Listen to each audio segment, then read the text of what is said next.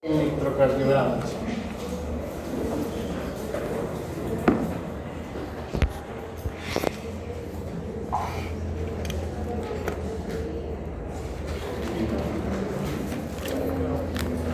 ¿Se ve hasta el fondo? Excelente. Entonces, cuando hablamos de electrocardiograma, muchachos, primero tenemos que recordar que es un dispositivo que te permite el registro eléctrico de la actividad del corazón.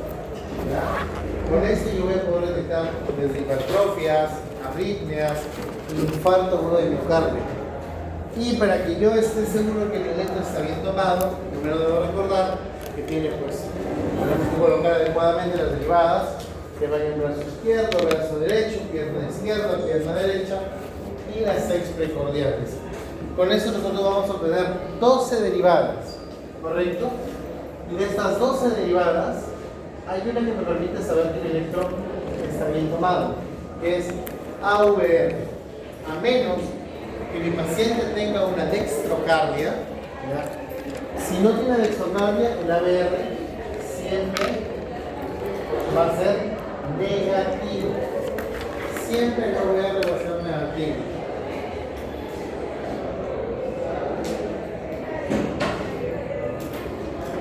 A menos que haya dextrocardia, el corazón al lado derecho. Pero si no es el caso, siempre me debe dar positivo. Y nosotros debemos recordar que el registro del electro, ¿correcto?, tiene diferentes partes. Viene la onda P, que es la despolarización auricular, U, R, S, que es la despolarización ventricular, la onda T, que es la repolarización ventricular, ¿correcto? Y entre onda y onda vamos a tener un segmento, que es el segmento PR y el segmento ST de este lado. Ya luego explicaremos para qué sirve cada uno de ellos. Pero primero enfoquémonos acá. Cuando hablamos de un electro bien tomado, ya hemos dicho que mi AVR todo tiene que ser negativo en primer lugar. Y lo segundo que tenemos que observar es que la calibración sea adecuada. Es decir, 25 milímetros por segundo y 10 milímetros por milivolts. Si mi electro tiene esa configuración, y yo reitero, mi AVR es negativo, tengo un electro que está bien tomado. Partimos de ese detalle. Ahora bien, una vez que yo ya tengo y he revisado que mi electro esté bien tomado, tengo que tener una secuencia para la interpretación del electrocardiograma. ¿Ya? ¿Qué va a ser? Ritmo, frecuencia cardíaca, el eje, y después del eje, justamente el análisis de las ondas, de los segmentos y de los intervalos. Si yo tengo esa secuencia, no me voy a perder. Y hay que recordar que el primer examen incluye que ustedes revisen la electrocardiografía y por ende también nos 5 electrocardiogramas que se les colocará de forma aleatoria. ¿Ya? Ahora bien, hablando ya de la interpretación del electro, ¿ya? Cuando hablamos de ritmo, yo tengo que recordar que el ritmo puede ser de dos formas. O es un ritmo sinusal, o es un ritmo no sinusal. No hay otra opción. ¿Correcto? No hay otra opción. ¿Cuándo el ritmo es un ritmo sinusal? Cuando la onda P precede al QRS y la P es una P positiva. ¿Dónde lo voy a realizar? En 1, en 2 y de B3 hasta B6. Si eso se cumple en esas derivaciones, yo voy a tener un ritmo sinusal. Cualquier otra cosa es un ritmo no sinusal. Si yo tengo una P negativa, no sinusal. Si yo tengo ausencia de onda P, no sinusal. Si yo tengo P que no conducen con el QRS, que se le llama disociación auriculoventricular, eso es un ritmo no sinusal. para que sea sinusal, tiene que cumplir la característica que está en la parte superior. Correcto. Luego tenemos ritmo y luego tenemos frecuencia. Entonces, para la frecuencia cardíaca, lo que yo debo revisar es el intervalo RR.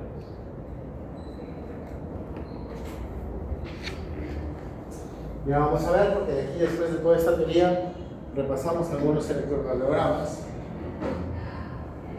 que vamos a tener así.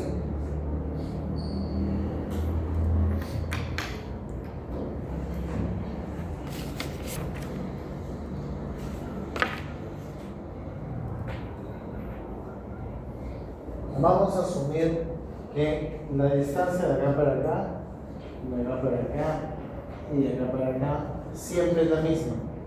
Vamos a asumir que son 5 cuadrados grandes.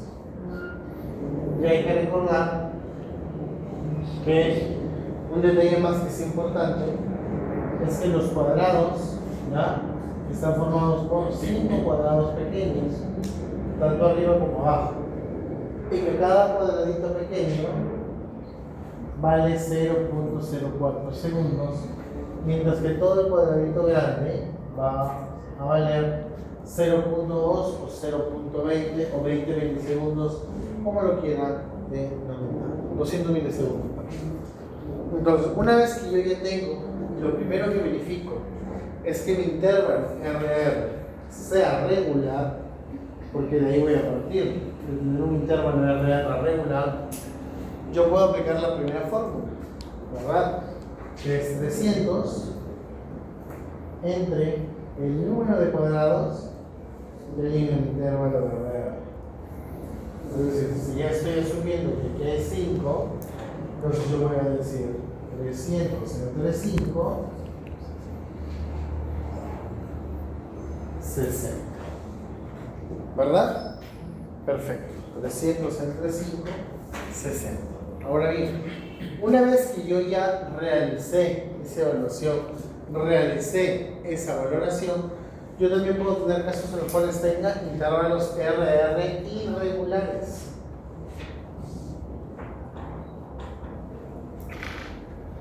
Por ejemplo, algo así.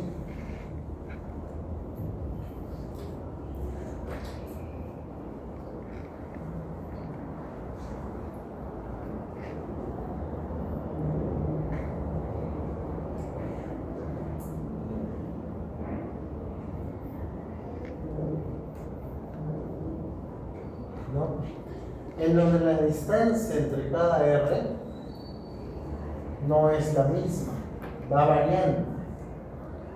Y además, aquí no es que no me haya olvidado, sino que es a propósito, ¿no? Donde no hay onda P.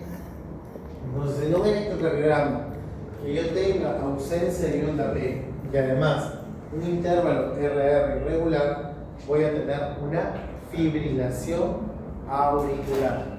Correctamente, de una fibrilación auricular.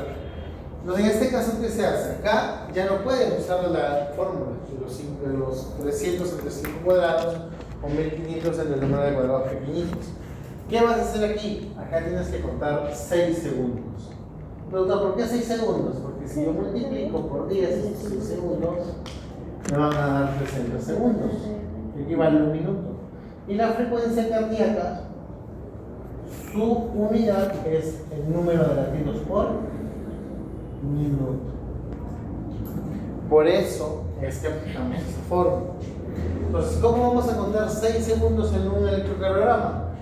Si yo ya sé que cada cuadrado grande vale 0.2, ¿por cuánto debo multiplicarlo para que me den 6 segundos?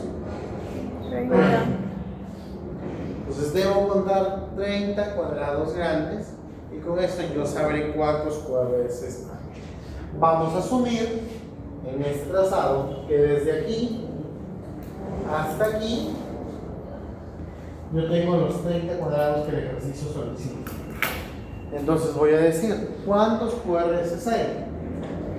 1, 2, 3, 4, 5, 6, 7, 8, 9, 10. Entonces vaya, son 10. La fórmula me dice que a este número de QRS debo multiplicarlo por 10. Entonces tengo 100 latidos por minuto y esa sería la frecuencia cardíaca. ¿Correcto? Repito. Cuando tengo un intervalo RR regular, voy a usar la fórmula 300 entre el número de cuadrados grandes o 1500 entre el número de cuadrados pequeños. Pero solo es cuando el RR es regular. Pero si es irregular, yo tengo que contar 6 segundos.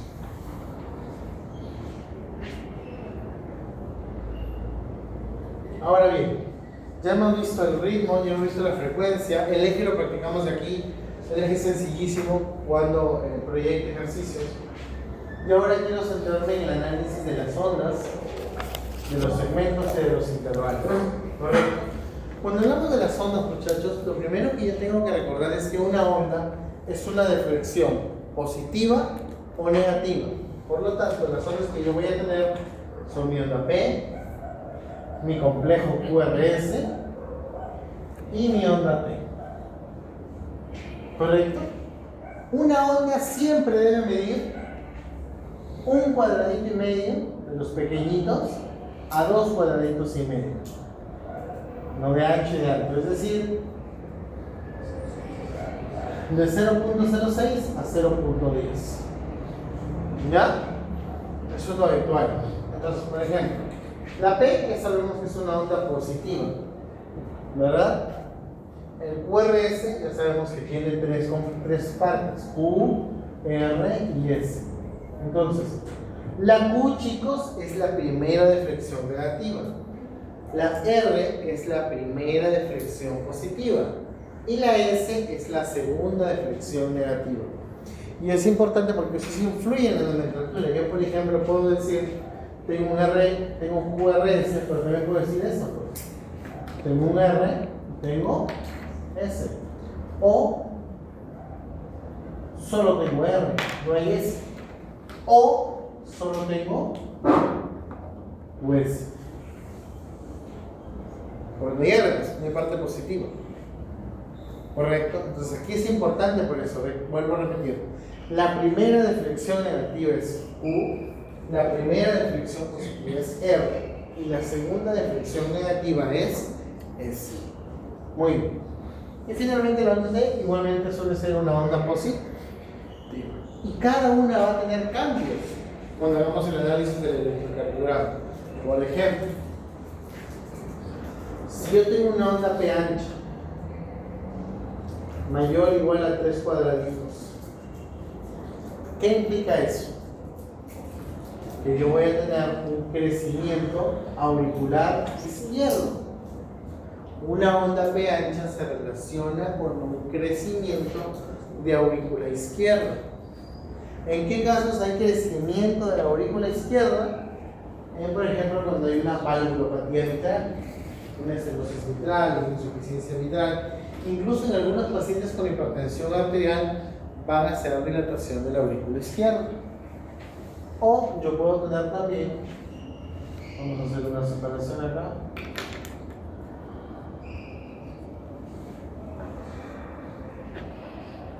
Una onda P alta, igualmente, mayor o igual a 3 cuadraditos. ¿Qué voy a tener ahí? Crecimiento auricular derecho. ¿Ya? Y ahí en qué caso se presenta una patología tricuspidia, donde hay una estenosis tricuspidia, una insuficiencia tricuspidia, en algo también que se llama la anomalía de Epstein, ¿no? En la cual es una arterialización del ventrículo derecho, la aurícula derecha crece mucho más.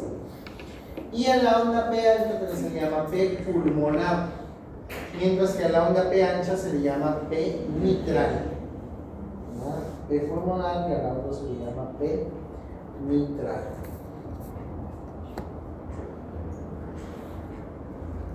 Bien, sigamos ahora con el QRS entonces. En el QRS, chicos, acá sí hay varias cosas. Primero termino de paso con la T, por si luego me falta el espacio y tengo que abordar. Entonces, como saben, la T lo que implica es una repolarización ventricular. Pero la T me puede implicar algunos cambios. Por ejemplo, yo puedo tener igual una onda T alta, o puedo tener una T negativa, o muy negativa. Entonces, normalmente cuando vemos esto, automáticamente, ¿qué pensamos? Es una nariz.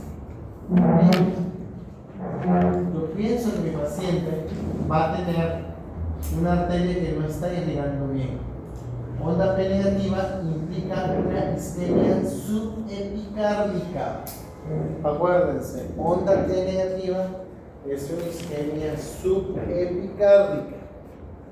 Mientras que una onda T muy positiva, puedo pensar en dos cosas. La primera, en una isquemia subendocárdica, perdón.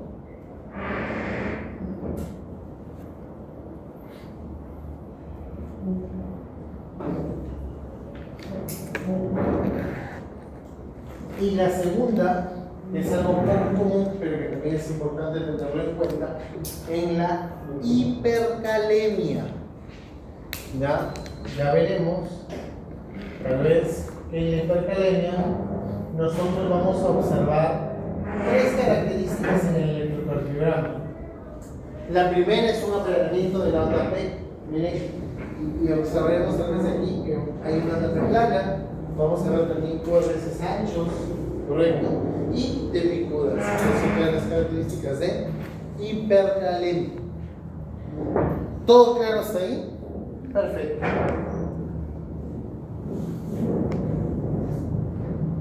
Y ahora vamos a pasar al QRS.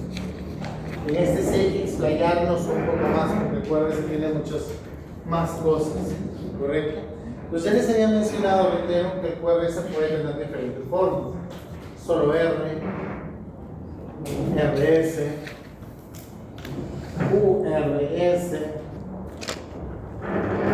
o QS. Y hay que recordar que el QRS va de 0.06 a 0.10. Entonces, lo primero que yo quiero que ustedes recuerden aquí es que la Q puede no ser patológica, es decir, por ejemplo, esta Q es una Q normal, pero la Q, cuando ocurre en algunas ocasiones, cuando aparece, sí tengo que pensar en la patología, sí cumple algunas características. Hay características que hacen que la Q se vuelva patológica. ¿Cuándo una Q es patológica? Tiene que tener dos criterios, muchachos. El primero es que el ancho sea de un cuadradito, de estos que vale 0.04. ¿Correcto? Como mínimo debe tener un cuadradito de ancho. Y lo segundo es que todo el tamaño de esa R debe ser como mínimo la tercera parte de todo lo que vale la R.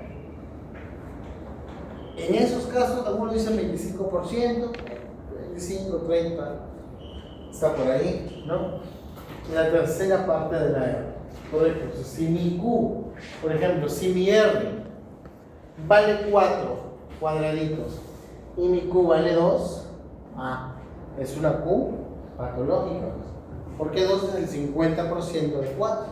Es más del 30% que les estoy pidiendo. ¿Y qué implica una Q patológica? Necrosis. ¿Correcto? Vamos a ver también que hay algunos casos en los cuales hay QS, pero eso es cuando hay un bloqueo completo de rama izquierda, que ya voy a llegar ahí. ¿Hasta ahí todo claro? Perfecto. ¿Cuál es la otra alteración que yo puedo evidenciar? Las hipertrofias ventriculares. Cuando yo tengo voltajes muy altos, también voy a presentar alteraciones del QRS.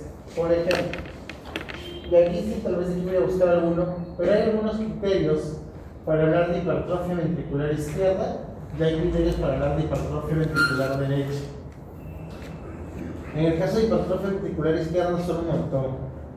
Hay que mirar Sokolov, hay que mirar los criterios de Lewis, hay que mirar los criterios de Cornell, ¿no?